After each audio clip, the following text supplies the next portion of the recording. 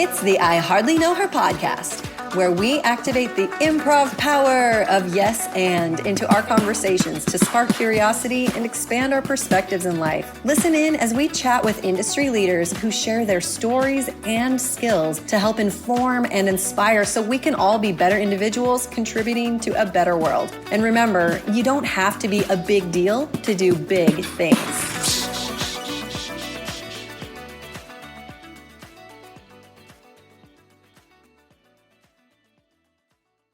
Hey friends, welcome to another episode of the I Hardly Know Her podcast. Today's episode is touching on a topic that is really important and sometimes hard to talk about. And it is about gun violence. Hooray. All the things that are really kind of plaguing the world around us. And yet we need to be able to find balance in having those hard conversations. And today's guest is someone that I felt really drawn to bring on to the show because she has a very long time history in advocacy for this exact subject matter. And it can be really difficult to have these conversations. And yet it's necessary for us to have information and to feel like we get to be part of the solution and part of the legacy that we build and leave for the next generations that are coming. So without further ado, I want to welcome to the show today, Sara Knizhnik. And you're in Illinois, yeah? Yes, I live in the northwest suburbs of Chicago. Okay, right on. Cool. So thanks so much for taking the time to join us today. I want to just kind of jump right into what was your story of how you got involved? If you can paint a little bit of a picture of what drew you into the involvement of becoming an advocate in such a heated topic in our country. Yes, thank you so much. First of all, I'd just like to say I'm really delighted to be here, and I really appreciate you helping shine a light on our issue and how everyday people can get involved and make a difference. I got started because I was a soccer mom, suburban soccer mom, and I would drop my kids off at school every day, and I just really got tired of feeling like, was today going to be the day that their school was shot up? And so I went to a Moms Demand Action meeting in my area. Moms Demand Action is an advocacy group. It's nationwide, and it was founded sort of on the idea of Mothers Against Drunk Driving. And at the time, it was still fairly new organization. This was about 2015. And I went with my younger sister. And my younger sister at the time had a 4-year-old and a newborn, and she's the sole provider for her family. And there had just been a recent mass shooting, I believe it was San Bernardino. And as we were leaving that first Moms Demand Action meeting, my little sister turned to me and she was crying. And she said, "I don't understand why nobody does anything." She says, "They were boys." And she was referring to the children killed at Sandy Hook in December of 2012. And I looked at her and didn't really think about my response much. I just sort of reacted and I said, "It's because people like you and me choose to spend our free time at the gym instead of doing something about it." And then I thought about it a bit more over the next few days. And first of all, I can't stand to see my little sister cry. And second, I thought, well, my sister does not have the bandwidth to do something about it. Like her hands are full, but I do. My kids were a little bit older. They were a little more independent. And so I started the first Moms Demand Action group in the northern suburbs in 2015. But what really, and that was wonderful and a great experience, but what I never expected it to lead to a complete career change for me. What happened was in Illinois at the time, the bill that we Moms Demand Action leads were focused on getting passed was something called gun dealer licensing, which is focused on reducing the flow of illegally trafficked firearms into underserved communities. So in order to educate the members of my group better so that I could help them legislate and activate better, more effectively, I started spending a lot of time for the first time in my life in Chicago's underserved communities on the South and West Side. And I learned about community violence interruption. And these are programs that target the kind of violence that happens every day in our underserved communities. And these are true unsung heroes that are doing this work. And they put themselves on the line every day with no guns and no bulletproof vests in order to try to prevent shootings before they happen.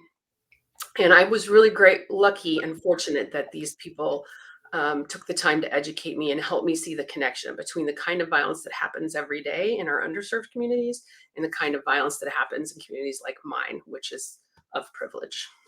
Yeah. Okay. That's wild. I definitely want to keep unpacking this a little bit. I used to have a day job where I traveled all over the country, but one of my clients was, it was an association that was the entire state of Illinois. So I was actually in Illinois quite a lot. And anytime I went through Chicago area, I remember people always warning me. They're just like, know where you're going and be safe and stuff. And I was like, what? Like, I didn't, that was like my first, this is like 10 years ago. And I just remember being like, what are they talking about? And they were talking about the crime rate and the gun violence rate specifically. And I was like, well, I don't really see any of that on the news. Like, I was trying to be informed, and they're like, there's so many occurrences, there's no way they could cover them all. And I'm like, what? Anyway, I don't even know like exactly. These are my peripheral, actually firefighter clients were who I worked with at the time. So I was hearing some of these stories and almost like with a little bit of a levity to it, because they were having to deal with this at the first responder level, and they probably didn't want to scare me too much. But I would love to hear, like, just even hearing you say that connection between the underserved like parts of our communities versus like what people probably think is just like the more privileged suburban traditional whatever, right? What are some of those connections that were surprising to you? How did that like really start to pull things together for you? Well, unfortunately, one of the things that these violence prevention professionals taught me, and I have to give them a lot of credit, and I can't. It's important to me to mention how these are people who, in most cases, are formerly gang affiliated, formerly incarcerated.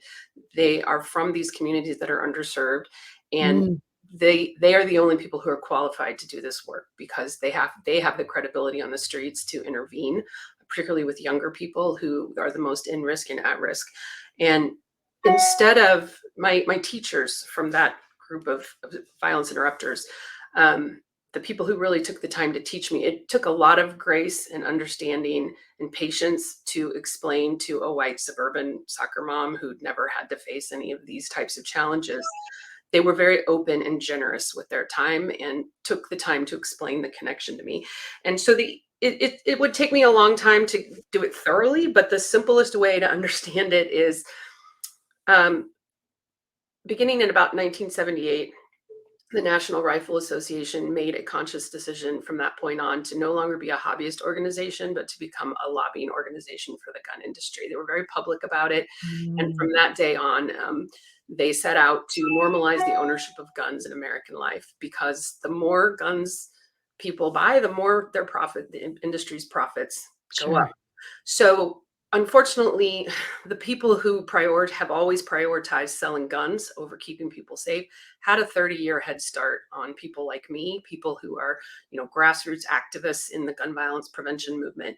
And what I've learned along the way, and I first learned it from these violence prevention professionals on Chicago's South and West Side, is the gun lobby. And I want to be as clear as I can possibly be so there's no misunderstanding. I am not talking about gun owners. The vast majority of gun owners do not want to see gun violence any more than I do. Yeah. That's a fact, right?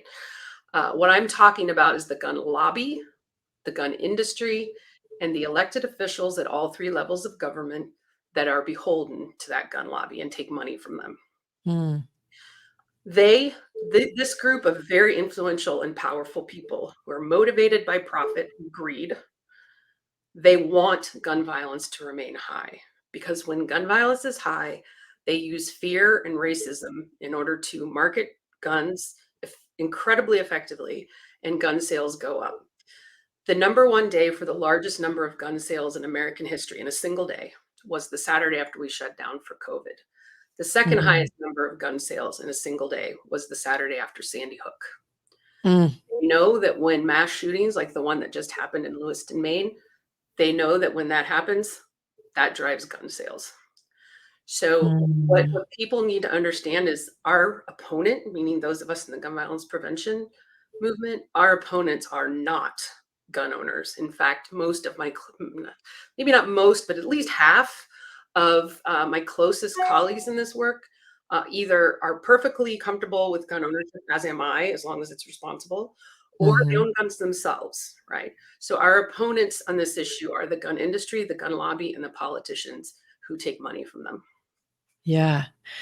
Okay, yeah, and that's super important to make clear the difference because I'm in Idaho. I'm in a very gun loving state, Some and of that, as long as everybody locks them up. That's right, yeah, that's the thing. I grew up around my stepdad has always had, shotguns and different things in a vault, and, like, there was always, like, safety. I didn't shoot him a whole lot just 'cause I'm not really drawn to that personally. Um, and so but, like, my experience was that I saw safe handling. And so hearing, like, sometimes the arguments that come up is, like, people do I think a lot of the gun owners do just think they're the ones under attack, people that are like, "They're trying to take away our guns," and I'm like, "It doesn't Because make they're sense." not Like listening to me, they're only listening to the gun lobby, and if I could just get a chance to talk to them, like, and, I'm not the only one out here arguing that yeah, message, right? Like, right. we our best partners in this work are gun owners, are responsible Yeah. gun owners. That's really important, and I hope anyone out there hearing it, especially because I know I would say I dominantly have women listeners, and I'm sure they've also got, I have lots of really good friends who have husbands who are hunters and like all the things, right? So hopefully this is the type of thing that we're getting the information, we're putting it into the ears of people who are driven by, really good things, and it's not with like in that taking that negative that vibe where people really want to put their defense up. And I don't know, Megan, whether or not you consider yourself involved in gun violence prevention work, but that's how I see you. Because the Yeah. very fact that you gave me the opportunity to say this message and gave me an audience, you're helping the cause. So I couldn't be more grateful to be here. Oh, for sure. I definitely am passionate about it. And I feel like when there is, like, as you were explaining, all this, the fear tactics and stuff that happen, I really have been trying a lot in my adult years to understand, like, who am I voting for? How are all these things coming in? The things that I feel like I want to understand from that side of things. And also, I'm just a mom. I'm a mom who I honestly have a really hard time too. That it like nearly every day, if not every day, when I drop them off to school, I just hope they come home. And listening to my own kids talk about, my kindergartner, he's a first grader now, but when my kindergartner was telling me how lockdown drills, what they're for and what they're about and how they work. And he didn't actually even realize it was for active shooting. He just knew it was Mm. bad guys. And then he started crying when he was telling me about it because he was like, "Mom, I don't think we're going to be safe when the bad guys come," because he's like, my class can't sit still. He's like, "We can't be quiet." And he was like, "I'm really scared that the bad guys will find our class because we can't be quiet." And so I'm crying, yes. So I am definitely like trying to figure out how to use my voice. Sometimes it's using my platform to bring people who are more articulate and well seasoned in it. Um, and absolutely, I'm super passionate. I don't know if you heard about there was an event I went to in June in Denver that was a group that was put on by the local Denver area, like BIPOC community. They specifically asked the midlife white mom suburban team to come to Denver to meet at the Capitol to ask for gun reform. And I was like, I showed up, I booked a flight, I made arrangements. I was like, I want to see how to be involved. Um, and it really opened my eyes even more to like what a difficult conversation it is. So for me to not get me to get off my soapbox and ping it back over to you, when there's so many people who already have like their minds made up and they don't realize yet what they don't know and how we could be helpful, what is our best chance of starting the conversations, it really to feel like people can be could or should be excited about more information, like like recognizing that we need to work together to get some resolution, right? How Mhm. do we overcome like those knee jerk reactions of wanting to be on the defense when we're trying to bring more people into this conversation? Well, I'm an organizer, so my answers to questions like this are always going to be through an organizer's lens. And the first rule of organizing is facilitating relationships. It's relationship development. And Mhm. that's why I run a biweekly virtual 1 hour meeting. It's not an officially, we have no tax designation. We're just a group of gun violence prevention advocates. The name of the group is Honor with Action Illinois. But I have actually a lot of members from far outside of Illinois, and we Mhm. just come together every 2 weeks to educate each other because this is an incredibly complex topic. And we Yeah. come together every 2 weeks to educate each other, share information, calls to action. And most of the people in this group, but by no means all, lead progressive advocacy organizations, gun violence prevention groups, or faith or community based organizations. Some do it just clearly purely on a volunteer basis, but some actually work in the movement. They have paid positions, professional roles. And it's just a wonderful way. People keep coming back. There's no pressure, there's no fee. You just keep coming back whenever you can. And through that process, it's kind of like your podcast, Megan. It's very relaxed and conversational. And I really try hard. We have a lot of regulars, but every week we have new people or people who don't join all that often. But it really is about creating a sense of comfort and hearing lots of different points of view. I Yeah. couldn't be more grateful for the work of organizations like Moms Demand Action, Mhm. Brady. They're incredibly important to our movement, but they also tend to be a little more narrowly focused. And so our group, because it's so informal, we're able really to provide a hearing for lots of different points of view. So I would just like to Good. invite anyone listening, to join us. Again, it's virtual, 12 o'clock Central Time, 1 o'clock Eastern, and everyone is welcome. Anybody who wants to understand the complexity of this movement better. But that's a good place to start. And if you, for example, feel like you're pretty progressive on the issue of gun violence prevention, but maybe you have a close friend who really sees himself as more of a gun rights individual, bring them Mhm. with you, right? So that we can Mm. deliver the message directly to them. You are welcome here.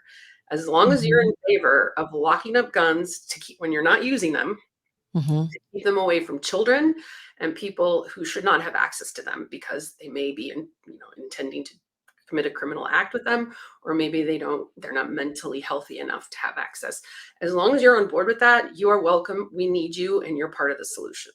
Yeah, that's so good. I can definitely think of some folks that like I've tried entering this conversational arena a few times and it's like, yeah, it gets immediately met with like, it's not the guns. Like that whole cliche thing is guns don't kill people, the people kill people. I'm like, oh my gosh. I'm Mhm. not saying the gun literally picks itself up and does the thing.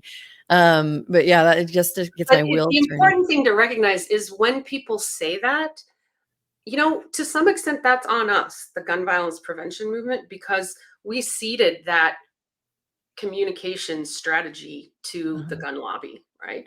And we didn't Mm, counter it for decades. So it took us 30 years to get here. Unfortunately, yeah. it's probably going to take us 30 years to change the culture and the cultural narrative around guns.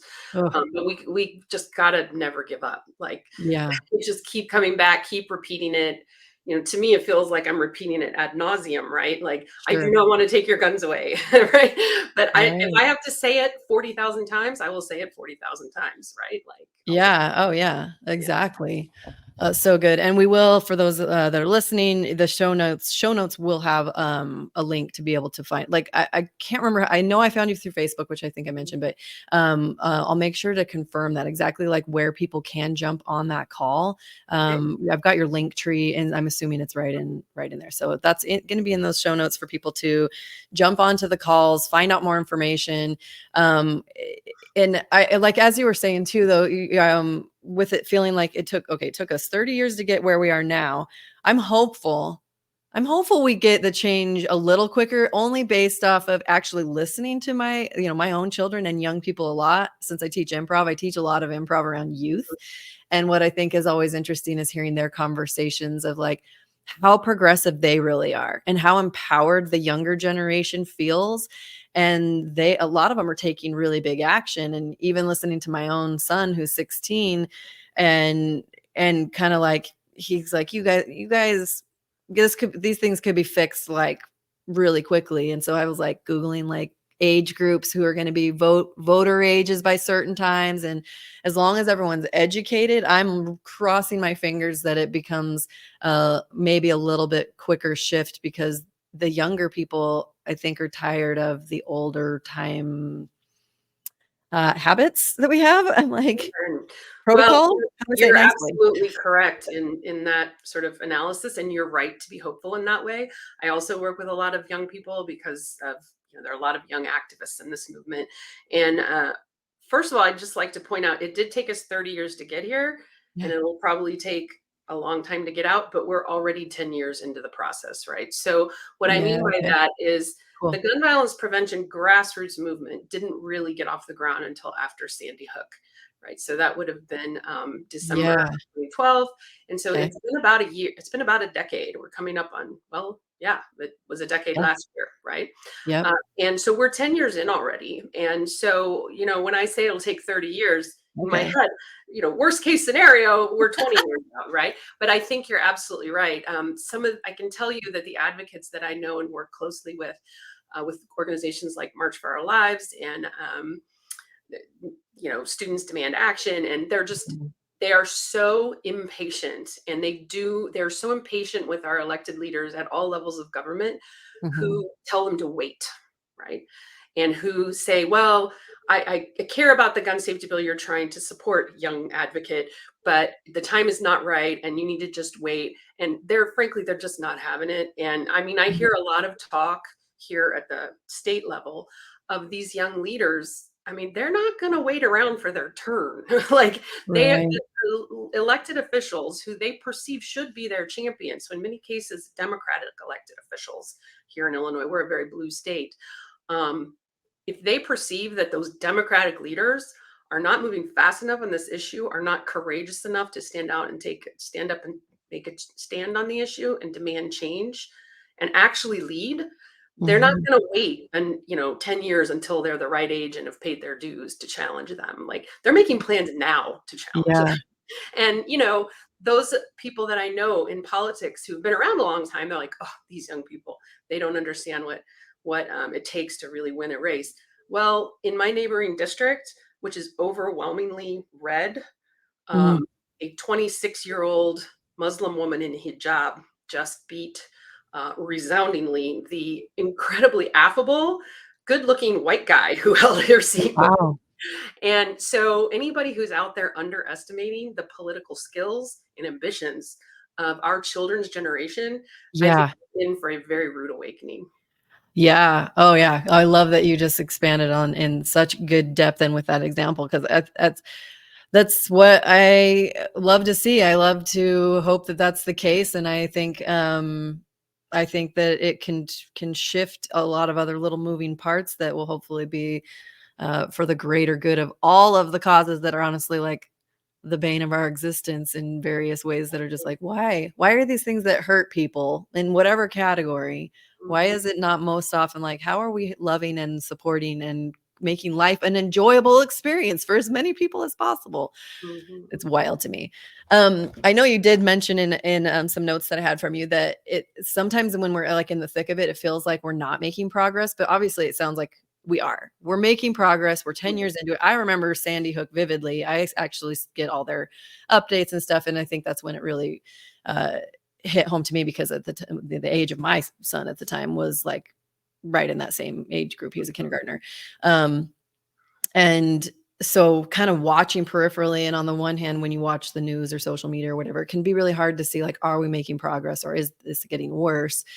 You having boots on the ground all the time, like what are some of those really good signs of the progress that we're making that we can really highlight to get excited about and keep expanding in that area? Oh, for goodness sake. I don't even know where to start. I mean, and let me preface it by saying I don't mean to be insensitive. I know what it feels like to most people to wake up every morning and hear about another mass shooting, to hear about violence in their own communities, to feel so I don't want to belittle anyone's sense of sort of feeling overwhelmed. I Mhm. also feel that way sometimes. However, for me, doing something is a coping mechanism. And so Mm. taking action helps me keep moving forward and have hope for the future. And I've been doing this work since 2015, 2016, 2017, full time. And one of the wonderful things about being in an advocacy movement for a long time is you can see the positive change.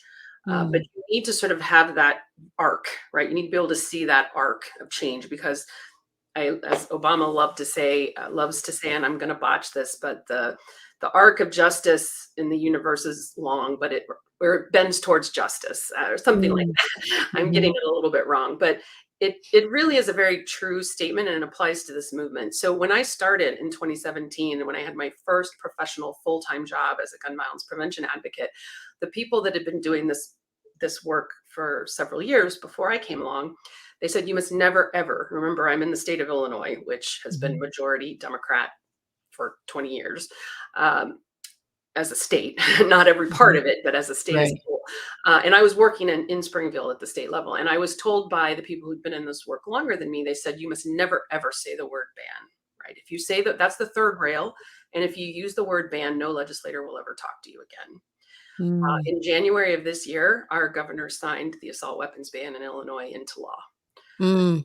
So that is just one example. When I started, no one who looks like me was saying what I said at the beginning of this hour, which is what I learned from the violence interruption professionals on Chicago's South and West Side, that when gun violence that happens at a parade in Highland Park is directly connected to our failure to address the kind of gun violence that happens every day in our underserved communities.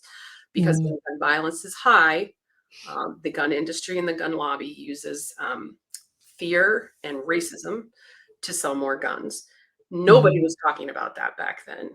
And Mhm. now, when you read articles about the latest mass shooting, it's rare to see exactly that argument, but you can see that people's views and attitudes about this are changing and moving in that direction. A more Yeah. complex understanding of the connection between all types of gun violence, and an understanding that we don't have many different separate types of gun violence. We don't have many separate problems. We have one complex problem. And the simple truth is, no, I know I'm supposed to wrap this up, but Oh, this no, is you're fine. one of the most important things that I've learned in my advocacy. And I'm going to make a terribly stereotypical statement right now. And I know that this is not true of all people in these genders, right? But when you have 400 years, 200 years, however many, of men making decisions about policy and having outsized influence, what you end up with is a silo approach to solving complex problems. Most men, I know there are exceptions, but most men, the way they think is, we have this complex problem, we're going to break it down into smaller problems, and we're going to solve them separately. Women, Mm. in general, although I know there are exceptions, but for the most part, we're multitaskers by nature. And we can see and sense when complex problems, we can see how the underlying causes are related. Yeah. And so we're much better at solving complex intersectional problems.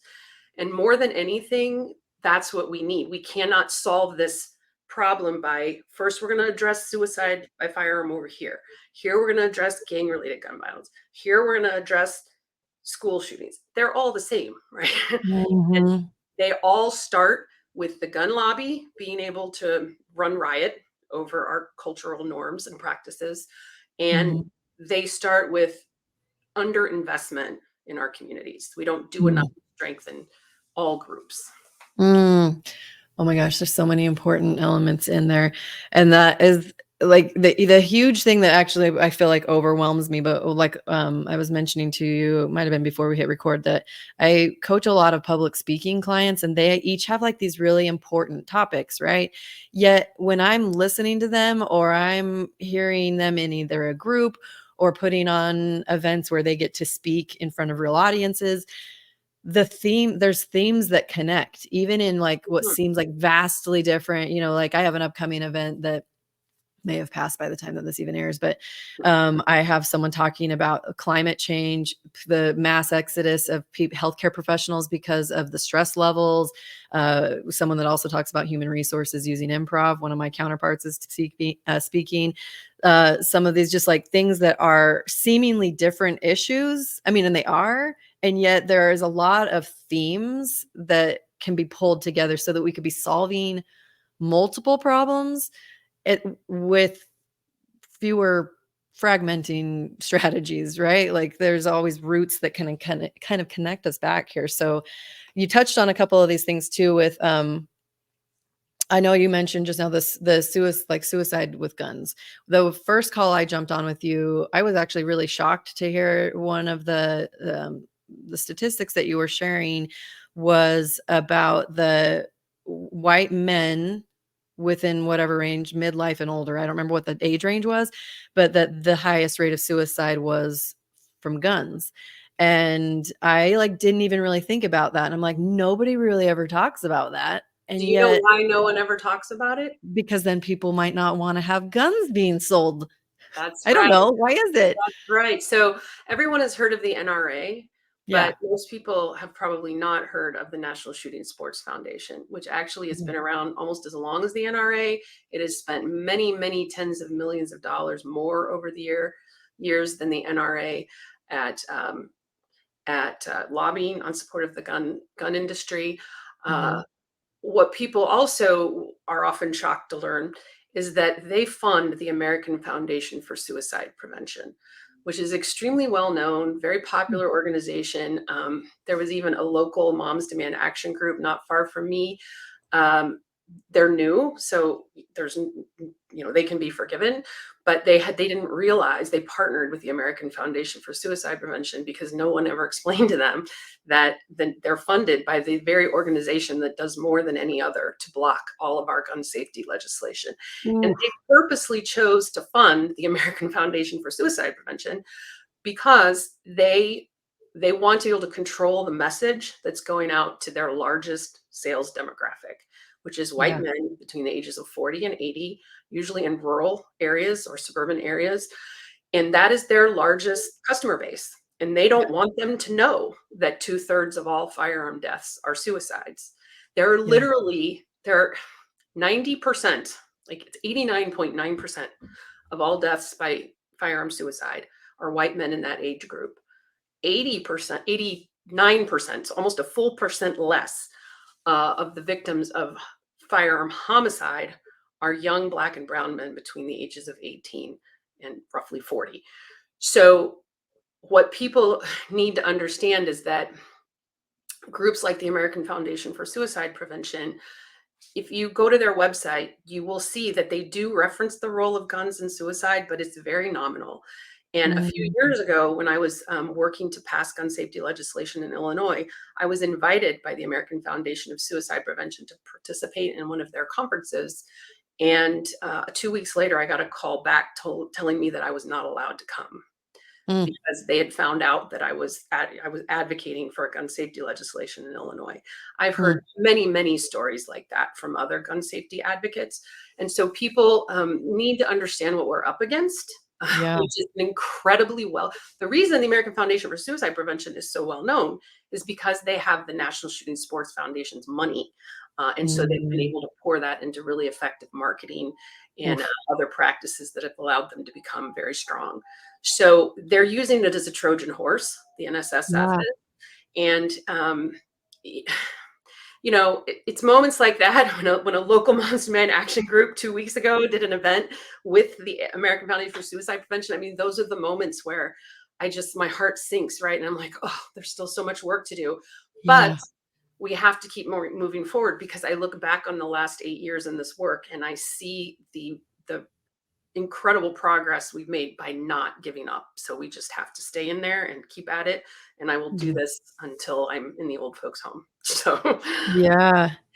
Yeah, that's so important, and that's what I would, like, definitely wanted to bring that up because I knew that I'm like, "Dude, that's exactly." I knew there was, like, had to be some just real interesting things at play that's not being talked about, and yet, because obviously it's target audience for, so many of the sales, the and then, of easiest course. thing for anybody getting lost in it all, the complexity of it all, Yeah, just follow the money, right? Like it's about yeah, making more money for the gun industry.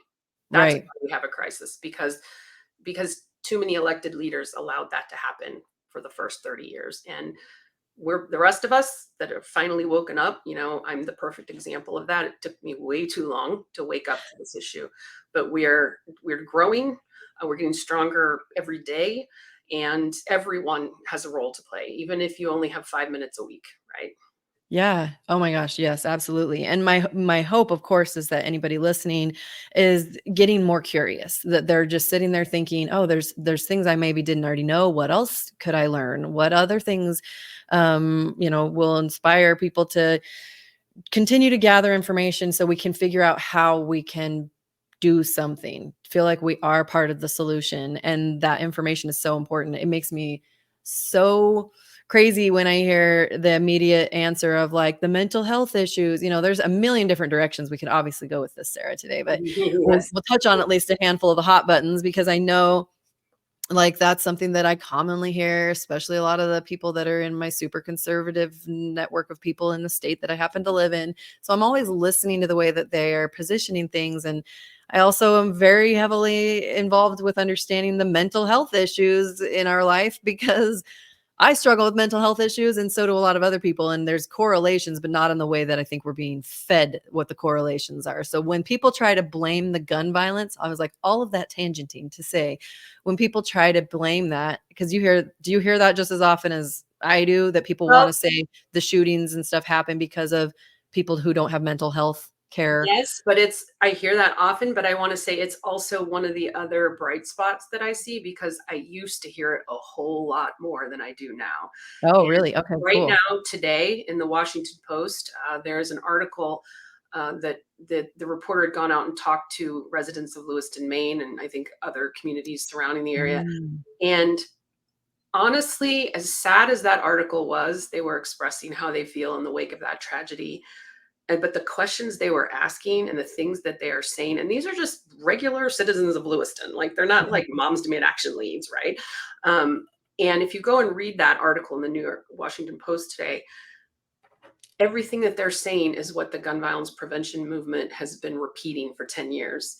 And Oh, so the cultural change is happening. And the truth is, what another thing a lot of people don't realize is there are 420 million guns in private hands in America.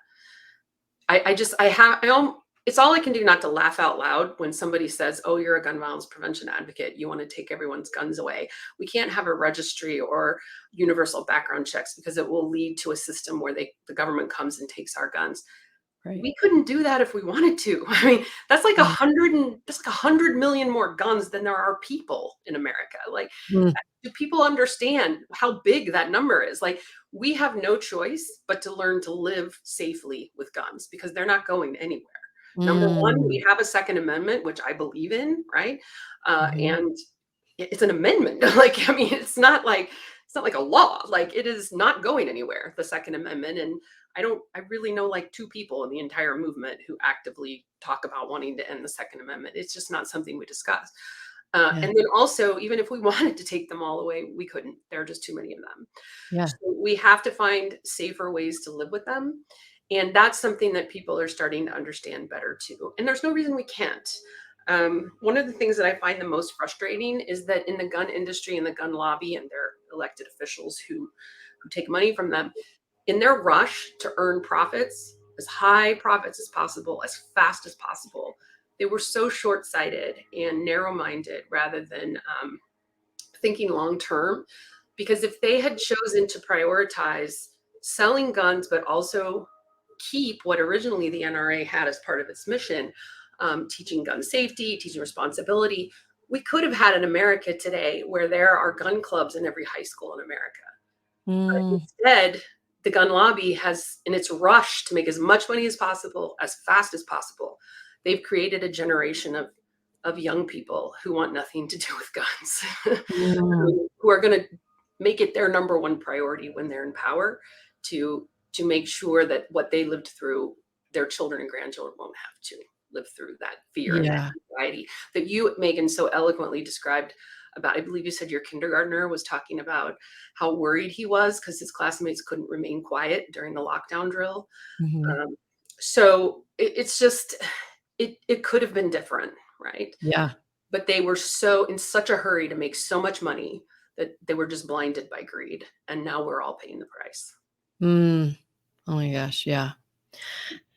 Oh, this has been super enlightening and I hope inspiring for people who are out there listening. And I know that there's big emotions involved. There's a lot of different moving parts of things there, maybe like not sure what information is accurate, which is why it's so important for us to ask questions. I love your reminder too of follow the money. That's something that's in recent years when I've been, because people are sharing that. We're in this globally connected with everyone having their phone, a window into so much more than we've ever been able to see before, which I think is really cool because it's going to hold people accountable. And so, yeah, like anybody that's out there that's kind of just wanting to understand how to maybe take the stress and the frustration or feeling like there's nothing that can be done. And so I can't do anything at all, like finding these ways to engage in our own small way, collect more information, definitely jumping on. Do you ever do replay? Like, do you have replays available or is everything in real time when you do your honor with action calls?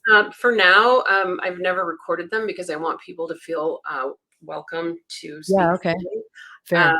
but we're going to be making some changes with it. We're actually taking that an asset and adding it into an advocacy organization that my partner and I have started here in Illinois. So there's going to be just a lot of changes coming with that. Right now, we only meet every other Friday at noon. Mhm. Central Time. We know that that doesn't work for people who work during the day, so we're going to Right. soon be adding evening calls in. So it's going to be a lot more flexible in the near future. I just ask that people go ahead and sign up. Once you sign up, you never have to sign up again, and you will always be reminded about upcoming events unless you Yeah. ask to be removed from the mailing list.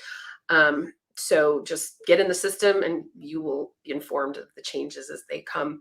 May I make another comment for people who may Please. be wondering how they can get involved and make a Yes. difference? So I became a professional gun violence prevention advocate in 2017. And at the same time, I started lobbying for an Office of Violence Prevention here in my home county, Lake County, Illinois. But I was just, a grassroots volunteer. I was not elected. I didn't know very many elected officials. And it took me 7 years to get that program in place. Which we did manage to launch within the last year. It's incredible. We have our first community violence interruption program ever in Lake County, Illinois, Mm. and we're just so pleased with the direction it's going and the way we're able to connect people together, community-based organizations that provide services, mental health services, behavioral health services to the most in-risk and at-risk folks for gun violence.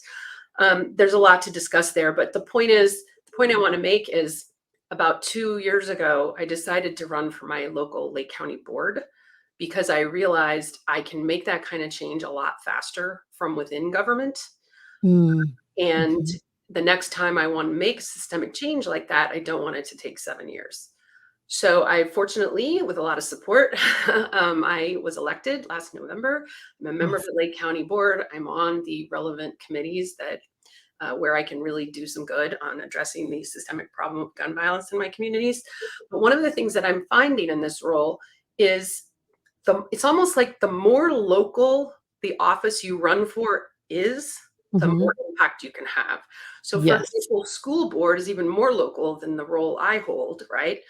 And if you want to make a difference, join your school board and make and pass a policy requiring that your school have safe storage discussions with students and parents. That's just Mm. so running for local office is hugely important. And at the local level, people who are more supportive of the gun industry's positions, they are overrepresented at the local level in most places in America. So running for local government, your school board, your library board, your county board, your village board, whatever Mm. it may be, is a great way to get involved. Sometimes it's not that labor or time intensive. Uh, Mhm. so it's something I really urge everyone to look into. I'll wrap up with one last story. I have a colleague on the Lake County Board. He's a Republican. He is a gun owner. He is a responsible gun owner. And when I passed a safe storage resolution earlier this year, he was 100% full throated support of it. He's a very well respected leader in the community. But often when I talk to him about the kinds of changes we can make to make everyone in Lake County safer from gun violence, this is what he says to me. well, there's just nothing we can do about the gun violence. There's Hmm. nothing we can do. And even though he's a good man, and I think he's a good public servant, we need people. I don't believe that, right? Yeah. And we need people to run for office or join an advocacy organization who believe that there really is something we can do about it, because that is our great gift as Americans. We are so fortunate to have the potential in a democratic society to build the communities that we want. It's just laying there. This incredibly important tool is laying there right in front of us to make the change we want in our communities. We just have to pick it up and use it. And we need people Mhm. who believe that we can do something about it. We need you to get involved. And I'm here to tell you, 8 years in the movement, oh my gosh, we have made so much progress. And I'm sorry for the hearts that break every day across this country with each new mass shooting. I'm not insensitive to it, but I'm here to tell you, if you get involved, you're going to walk away, for the most part, over the long run, feeling much more optimistic than you do right now. Oh my gosh, that's so powerful. Thank you for giving that really powerful call to action. I can sense your passion right through the screen, and I think that's really amazing. Another upcoming guest I have, also, she's here in my community, but teaching people how to use their voice on this very local level, which I didn't really understand how much we can do that involvement on our boards. I guess I'm a slow learner in certain things in life. I've been busy with other things, and now I'm like, my brain is allowing So new was I. I information. didn't catch on to any of this until I was 47. Like, I mean, Yeah.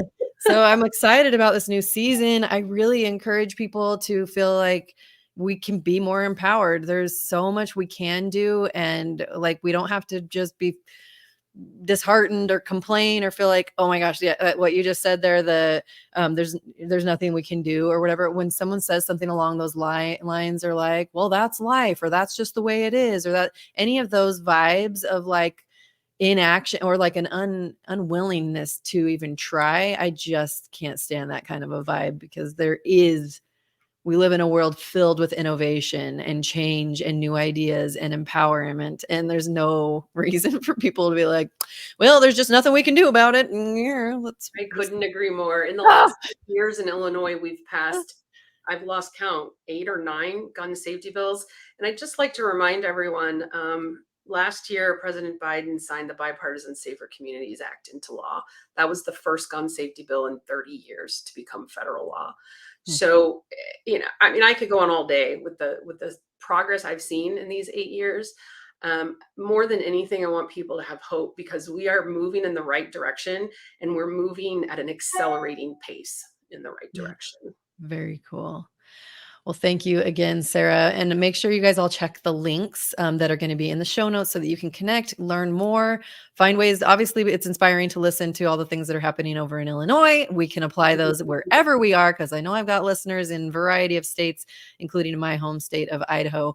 And it's time for us to honor with action. I love it. The hashtag honor with action. We can take the reins and be part of the movement that is going in the right direction. So thank you again, Can Sarah, I for being can I on. add Yeah, one last thing to please your do. show notes? Yeah. Uh, it's because you said that you feel like you have a lot of listeners in Idaho. Right next door in Montana, there is a man running for governor named Ryan Busey. And he was a 25-year veteran of the gun industry. He worked for Kimber Arms, and even was nominated several times as Salesperson of the Year by the NRA. 6 or 7, I can't remember now, maybe 5 years ago, he basically defected from the gun industry and joined the gun violence prevention movement. And Oh, he's wow. written a book called Gunfight. Okay. And Ryan Busey, the last name is Busse. Okay. That book has been so successful, and his message is so powerful. He's he's leveraged that into a campaign for governor in Montana right next door. Ooh, awesome. And he Thank is a proud gun owner. And he's Yeah, one of the people I'm thinking of when I say some of our most effective partners in this work are gun owners. 100%. So I mean, please check that 100% out. agree. Check out his book. Yeah. You We'll won't regret definitely put the link in it. I love it. Thank you so much. I it. really appreciate your time and wish you all of the best luck and good vibes as you continue these really important efforts. And I very much appreciate you taking the time to meet with me. Right back at you. Seriously, it was truly my pleasure to be here. Thank you. Thanks for listening to the I Hardly Know Her podcast, brought to you by Improv Team Culture and Ovation Speaker Experience. To be a force for positive change in this world, we can use our voices in a productive way. Excellent communication skills are paramount when we are faced with challenging and transformative topics. For more information on leadership communication skills and speaker coaching for professionals, visit us at ovationexperience.com.